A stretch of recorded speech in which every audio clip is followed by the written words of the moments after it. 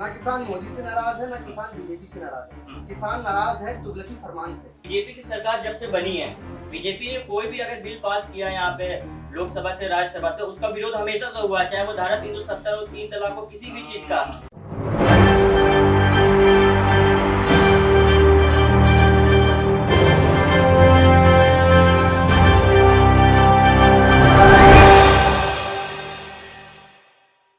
नमस्कार, मैं मोहम्मद आसिफ और आप देख रहे हैं SPN9 न्यूज। यूपी में पहले चरण का मतदान खत्म हो गया है। दूसरे चरण के मतदान को लेकर तमाम पार्टियां, दल जो है जबरदस्त तरीके से तैयारियां कर रही है। लेकिन इस बीच में अजय मिश्रा के बेटे आशीष मिश्रा को जमानत मिलना यूपी की सियासत में एक नई बहस छिड़ गई है। इसी पर आज हम लोग बातचीत करेंगे। दो बेहद खास मेहमान इस वक्त मेरे साथ मौजूद है, निखिल है और चमन है। चमन, आपसे मैं शुरू करता हूँ कि यूपी में जो चुनाव है, एक से एक मुद्दे हैं, लेकिन इस बीच में अचानक से जमानत मिलना कितनी बड़ी मुद्दा बनेगा लखीमपुर खीरी हिंसा को लेकर? क्या किसान शांत हो पाएंगे? क्या उसका गुस्सा शांत हो पाएगा? देखिए, सबसे पहली बात तो ये है कि एक मंत्री के बेटे को जमानत मिलना कहीं ना कहीं सरकार की लापरवाही है, प्रशासन की लापरवाही है। जांच को सही तरीके से नहीं किया गया है और किस तरीके से मतलब किसी हत्यारे को, दिन दहाड़े किसी हत्यारे को मतलब छोड़ दिया जाता है, इसमें सरकार की विफलता साफ जाहिर हो रही है। और ये सरकार अगर दोबारा सत्ता में आती है तो ना जाने किसान और कितने युवा, कितने लोग फिर से परेशान होंगे। सरकार की विफलता है। यूपी चुनाव में कहा जाता है कि योगी सरकार ने ऐसे काम किए हैं कि ना अखिलेश सरकार ना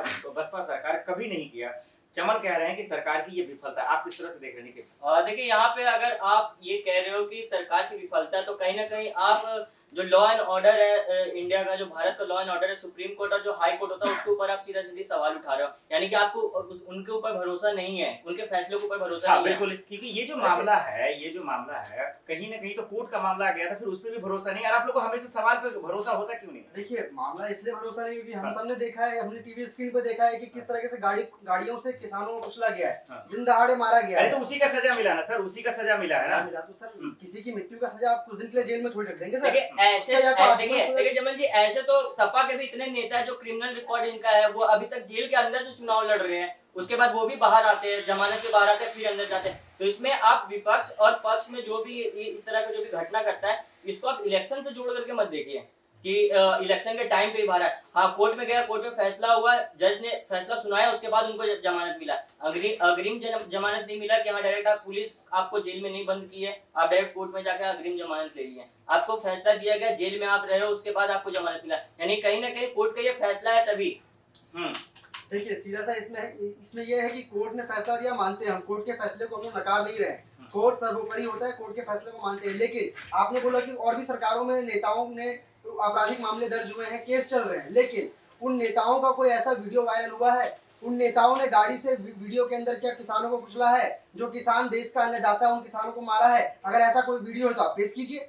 लेकिन इस मामले में किसानों को मारते हुए साफ वीडियो में देखा गया है, वहां पे हिंसा हुई है।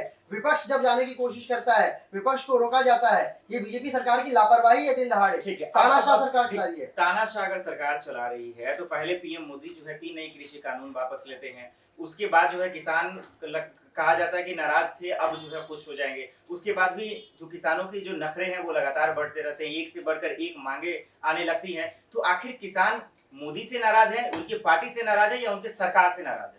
ना किसान मोदी से नाराज है, ना किसान बीजेपी से नाराज है। किसान नाराज है तुगलकी फरमान से। आप किसी के भी ऊपर तुगलक नहीं बन सकते हैं। किसान अपनी जायज मांगों को लेकर के बैठा हुआ है। अगर किसान की मांगे जायज नहीं होती तो कौन किसान, कौन व्यक्ति 9 महीने से सड़क पे बैठता है, ठंड में, धूप में? ना जाने कितने किसान मर गए। जैसे जवान मरते हैं वैसे सड़कों पे किसान मरे हैं। हिंसा में कितने किसानों की मृत्यु हुई है, फिर भी उन किसानों ने हार नहीं मानी। जवाब देखिए, यहाँ पे बीजेपी की सरकार जब से बनी है, बीजेपी ने कोई भी अगर बिल पास किया यहाँ पे लोकसभा से राज्यसभा से, उसका विरोध हमेशा से हुआ, चाहे वो धारा 370 हो, 3 तलाक हो, किसी भी चीज का। तो ये कहीं ना कहीं विरोध इनका। देखिए, आपको मैं एक सीधा से एक वो चीज दे देता हूँ, विपक्ष में जो है वो लोग बौखलाए हुए हैं। ठीक है, मतलब आप क्या चाहते हैं कि विरोध कर ही ना, लोकतंत्र में तो विरोध नहीं। देखिए, पहले भी बिल पास होता था कांग्रेस, मैं ये नहीं कह रहा कांग्रेस की सरकार में बिल पास नहीं होता, वहां भी पास होता था, लेकिन उस समय पे इस तरह का विरोध नहीं होता। लेकिन जब से भारतीय जनता पार्टी सरकार सत्ता में आई है, तब से ये लोग जो है ज्यादा विरोध प्रदर्शन कर रहे हैं। देखिए, पहली बात तो मैं आपको बता देना चाहूंगा कि अगर विपक्ष विरोध नहीं कर रहा है तो ये समझ लीजिए कि आपका विपक्ष स्ट्रांग नहीं है।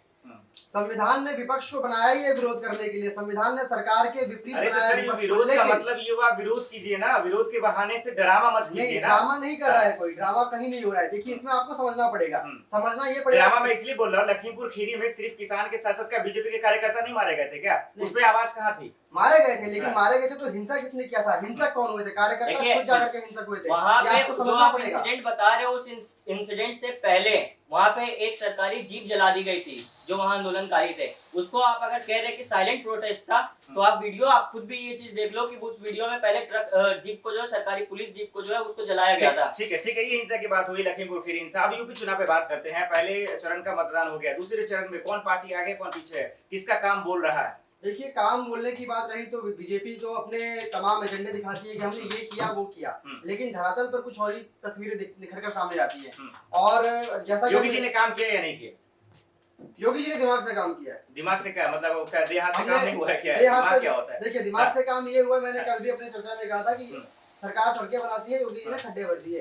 खड्डे भरने का मतलब सड़क बनाना नहीं होता है। चलिए, जवाब समझना पड़ेगा। देखिए अगर आप पूर्वांचल एक्सप्रेस को आप उसको गड्ढा भरना कह रहे हैं, मेरठ एक्सप्रेस वे को आप कह रहे हैं कि उसको गड्ढा भरा गया है, जो पहले 2 लेन था सपा की सरकार में, अभी वो 6 लेन और 8 लेन की तरफ जा रहा है। और 5 एक्सप्रेस वे का भी उद्घाटन अगले साल और होने वाला है, जो पीएम मोदी खुद करने वाले हैं। योगी आदित्यनाथ फिर से सीएम बनेंगे, ये आप मेरे से लिख के ले लीजिए। 300 पार होने वाला है यहाँ पे बीजेपी। सही, देखिए पहले तो आपको मैं ये बता देना चाहूंगा कि हर एक सरकार के पास 5 साल रहते हैं। सपा सरकार ने 5 साल में एक्सप्रेसवे बना दिया, आपके पास भी 5 साल थे, 5 साल खत्म हो गए, आप उद्घाटन कर रहे हैं। आपने कागजों पे काम किया, धरातल पे मुझे सड़क दिखा दीजिए। आपने अपने अभी बयान में कहा, मैं बताना चाहूंगा यहाँ पे देखिए 5 साल आप तो कह रहे सही है, लेकिन यहाँ पे 5 साल में अगर आप देखें तो राम मंदिर का आप लोग हमेशा से मुद्दा उठाते हुए आए हो।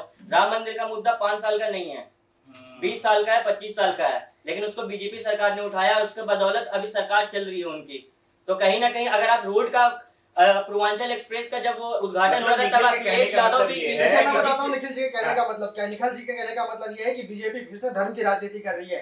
ये राम का मुद्दा लेके आ रहे हैं। नहीं, वो ये कहना चाह रहे हैं कि धर्म की राजनीति पर जो किया जाता था, जिस मुद्दे को लेकर धर्म की राजनीति, वही खत्म हो गया। आप तो अभी बात वही है ना, आपने मंदिर पास करवा दिया, मानते हैं, सब कुछ मानते हैं, बनवा रहे हैं आप मंदिर, लेकिन आप दूसरे मुद्दे तो नहीं छोड़ देंगे ना। हम धर्म की इज्जत करते हैं। अरे दूसरे मुद्दे क्या? योगी जी काम बता दीजिए, आप काम बताइए। देखिए डेवलपमेंट का अगर बात करते हैं तो आप डेवलपमेंट बता दीजिए, डेवलपमेंट क्या मैं बता रहा हूँ, आप उंगली पे 5 डेवलपमेंट बताइए। बता रहा हूँ भाई, बता रहा हूँ।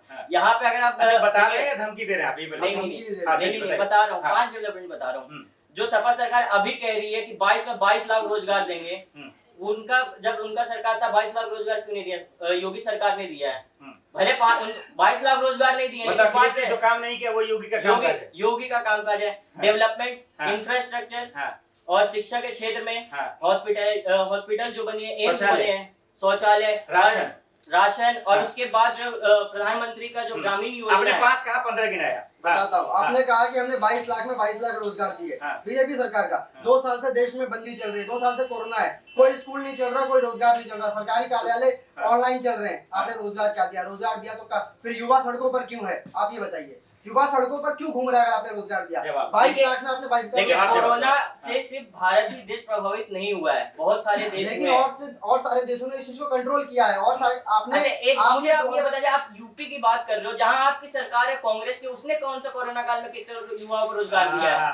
यानी बस यही है, कोरोना के टाइम पे मैं आपको बताना चाहूंगा। देखिए आप इस चीज को नकार नहीं सकते। लेकिन मोदी से आप कम नहीं है माने में, बात तो सही कह रहे हैं। नहीं, आप राजस्थान का, छत्तीसगढ़ का, वहां का भी हालात बताइए। हालात हम बताएंगे, हालात भी बिल्कुल सही बता रहे हैं, लेकिन आप कह रहे हैं कि हमारी सरकार में कोरोना महामारी आ गई और हम लोग परेशान हो गए। सरकार परेशान होती है, विचलित होती है महामारी में, लेकिन आप इस चीज को भी नहीं नकार सकते कि हमारी सरकार में भी पोलियो आया था, मलेरिया आया था। आज भी देश में पोलियो का इलाज नहीं है, लेकिन हमारी सरकार ने वैक्सीन तक पहुंचाया। पोलियो ऐसा तो नहीं है कि जिस समय आया भारत में आपने 1 साल में पूरा खत्म कर दिया। खत्म होने में 10 से 15 साल लगा है, लेकिन लोगों के पास रोजगार था, लोग कमा उस टाइम पे का डाटा बताओ ना। उस लोगों को हमने घर में नहीं बंद कर दिया, 25 साल के बाद हमने लोगों को घर में नहीं बंद कर दिया। आपको मानना पड़ेगा, पोलियो एक अलग डिजीज है, कोरोना एक अलग है जो फैलता है एक दूसरे से, पोलियो नहीं लेकिन फैलता है। बात सर यूपी का कर रहे थे, कहाँ चले जाते हैं अपने नेशनल मीडिया पे? इसका मतलब इन्होंने 15 काम गिनाया यार काम गिनाए तो कागजों में गिनवाए ना, काम हकीकत में ये बोल रहे हैं हमने पूर्वांचल एक्सप्रेस तो बना आप दिया। क्या चाहते हैं, बैनर बना के दे दें? अरे बैनर बनाने से क्या हो जाएगा है? बैनर आप 10 बैनर बनवा दीजिए, ठीक है, आप टीवी पे 10 ऐड करवा दीजिए, उससे क्या हो जाएगा? अच्छा, इसका मतलब यही है, ये नहीं साफ साफ बोलिए योगी जी पसंद नहीं है आपको, राइट? पसंद क्या सर, काम का योगी जी क्या तो हमारे काम तो इन्होंने बताया था, दिख नहीं रहा। योगी जी हमारे चाचा जी थोड़ी है सर जो हमको पसंद हो, उनकी हमारी रिश्तेदारी है उनके साथ। हाँ। सीधी सी बात है सर कि जो सरकार काम करेगी वो हाँ। जनता को पसंद आएगी, जो सरकार काम नहीं करेगी वो जनता के लिए बेकार है, हाँ। नकारी सरकार है, सीधी बात है। देखिए बहुत यहाँ बड़ा पे आरोप है ये। हाँ। जवाब दे रहे हैं, हाँ, यहाँ पे विपक्ष जो है वो बौखला गया है। हाँ। मतलब उनका एक सिंगल पॉइंट एजेंडा है कि कैसे हाँ। राष्ट्रवाद की मतलब ताकत को विपक्ष कमजोर किया अगर जाए। सही सवाल पूछे तो बौखला गया है। देखिए विपक्ष सही पूछे सवाल तो पगला सुनिए, गया है। अगर हाँ। सही सवाल आप अपने कार्यकाल से कंपेयर करके बताएं कि हाँ हमने अरे इतना सर, किया उन्होंने है। पूछा ना कि युवाओं को क्यों पीटा जा रहा है हॉस्टल में जाके, ये सही सवाल नहीं था, क्या गलत सवाल है क्या? देखिए हॉस्टल में जो पीटा जा रहा है हाँ। वहाँ पे विरोध हो रहा था, हाँ। अगर पुलिस एक्शन नहीं लेती तो वहाँ और भी बड़ा हिंसा होता, जैसे गया अरे आपने स्टेशन- युवाओं को पीटा मानते एक सेकंड सुनिए, हाँ। गया स्टेशन में जो आप हाँ। रेलवे का लेकर के आप प्रोटेस्ट कर रहे हो हाँ। और उसी की संपत्ति को आप नुकसान पहुंचा रहे हो, हाँ, उसके बाद ये आप ये तरीका उसके बाद वाला, आप इस कह पे रहे हो जवाब पुलिस एक्शन ना ले। पुलिस ने एक्शन लिया, ठीक है मानते हाँ। हैं, लेकिन नहीं, पहले वो लोग कौन थे ये बताइए, जो आग लगाया कौन थे वो? कहाँ पे आग लगाए? किसान आंदोलन में तो आप लोगों ने ट्रेन में मोदी जी ट्रेन को- का देखिए मैं आपको बताना हाँ। चाहूंगा, देखिए पहली हाँ। बात ये होता है कि स्टूडेंट्स को लेकर के कुछ हिंसक तत्व उनमें जुड़ करके गलत काम करते हैं और स्टूडेंट्स को बरगलाने का और बदनाम करने का काम किया जाता है, ये आपको समझना पड़ेगा। एक छात्र जो होता है उसका भविष्य देखिए, सुनिए, एक नहीं, सेकंड, एक आप- सेकंड। आप जब सवाल पुलिस- जवाब- एक सेकंड। जब पुलिस एक्शन लेगी तब आप उनसे पूछोगे कि आप अराजक मतलब आप किधर से अराजक तत्व, आप हाँ वो है या नहीं है, ये आप अच्छा, पूछो आप उनसे। नहीं, आप मुझे एक सवाल का जवाब दीजिएगा, मैं आपसे एक सवाल पूछता हूँ सीधे।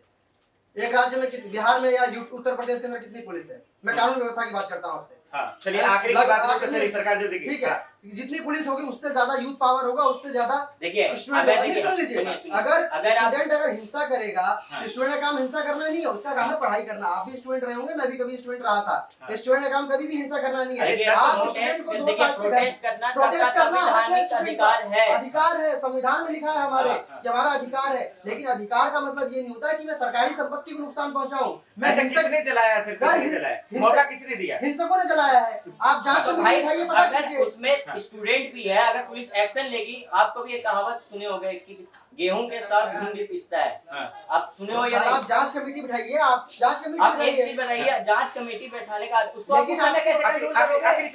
आखिरी सवाल चलिए, 10 मार्च को कौन जीत रहा कौन हार रहा है? 10 मार्च को 10 मार्च को देखिए जिस तरह से बीजेपी के काम दिख रहे हैं, बीजेपी वापस सत्ता में नहीं आएगी। हाँ देखिए 300 पार यहाँ बीजेपी वापस से आने वाली है और हाँ। सीएम योगी फिर से मुख्यमंत्री का पद संभालने वाले हैं 5 साल के लिए। मतलब उन्होंने जो कहा है, इतिहास बदलने वाला है। जी मैं बताना बिल्कुल, चाहूंगा आपको, इतिहास जैसे- बदलने वाला नहीं, जैसे- इतिहास फिर से बनने वाला देखिए है। मैं बता रहा हूँ, जैसे ये जनता के साथ चुनावी जुमले करते हैं, ये अपने आप को संतुष्ट कर रहे हैं। बीजेपी दोबारा सरकार में नहीं आएगी, इस चीज को हमें समझना चाहिए। हाँ। उत्तर प्रदेश का इतिहास है, आज तक किसी की सरकार दोबारा नहीं बनती, और उत्तर प्रदेश की जो ये तो जनता क्या है, है, इतिहास अरे बदलने वाला। कहने से क्या होता है, ये तो बहुत कुछ कह दिए। ये कहते हैं कि हम बुलेट ट्रेन ले आएंगे, हाँ। आप भारत की रेलवे को निजी कर रहे हैं? आप तो चलिए। बुलेट ट्रेन ला रहे थे साहब। अच्छा, निजीकरण से याद आया आपसे, कांग्रेस की सरकार में सबसे पहला निजीकरण आईजीआई एयरपोर्ट का होता, जो आज भी जीएमआर ग्रुप के पास है। निजीकरण 2006 में कांग्रेस की सरकार ने पढ़ने स्टार्ट क्या किया है, है। हवा में बात नहीं कर रहे हैं, हवा इसका में जवाब बात नहीं। तो- चलिए बहुत बहुत देखिए। शुक्रिया आप दोनों का। देखना यही होगा कि 10 मार्च को आखिर क्या होगा। इन दोनों नौजवानों की जो नाराजगी है, हकीकत में इसी बात को साबित करती है कि अगर वाकई में काम हुआ है तो 10 मार्च को जनता ही फैसला करेगी कि कौन काम किया और कौन काम नहीं किया है। मोहम्मद आसिफ और सुमित कुमार की रिपोर्ट।